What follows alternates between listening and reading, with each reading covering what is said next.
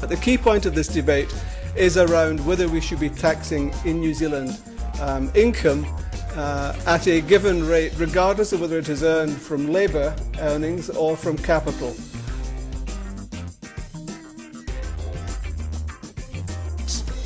Simply put, my argument is that New Zealand should be taxing capital income much more lightly. We need more entrepreneurial activity and investment as part of a process that will finally see us realising our potential. What I'm advocating is a system designed by Sir Roger Douglas that taxes labour and capital the same under the income tax. The company rate is set at no lower than the top personal rate and the trustee rate. The data on the stuff are less than ideal, but such as they are, it appears that we've relied more heavily on taxation on capital income, despite not having an unduly large amount of capital, than many other OECD countries. That we slavishly follow Harburger triangles to their ultimate.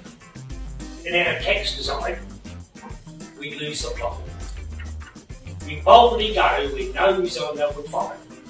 Now, a Nordic tax system done seriously would mean giving up considerable tax revenue. Capital is more mobile, more responsive to taxes. Labour's much less tax sensitive, and given the size of the state the New Zealand political process has chosen to adopt, we've probably been taxing labour too lightly. Labour is also sensitive to tax.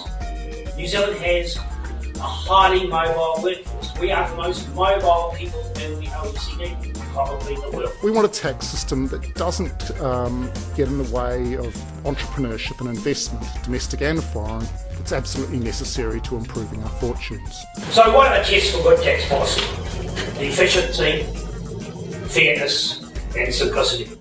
But equally, we should be wary about prioritising administrative simplicity over economic substance when there are real behavioural differences.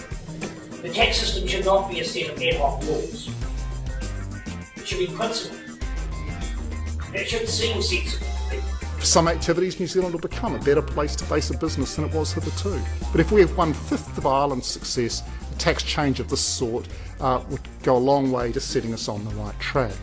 Frankly, I don't think GDP growth and tax have much in common. If you look at North Korea and South Korea, are you really telling me that North Korea is a basket case and South Korea is one of the greatest economic success because of their tax system? But we shouldn't just focus on additional foreign investment. Just as important, and perhaps more so in the long haul, is the creation of a culture that keeps out of the way of domestic entrepreneurs and the ideas, products and markets that they can generate. Taxing investors lounging on the beach at low rates of tax, while increasing the tax on those working double shifts feeding officers, it's not fair. Successful countries can afford all sorts of affectations and policy weaknesses, but we're not a successful country, at least relative to our expectation. So in other words, I want to sort the rational from the rhetoric. They've told us what they think the tax system should look like, but they haven't really told us precisely what their values are. He's taken standard tax criteria plus intuition.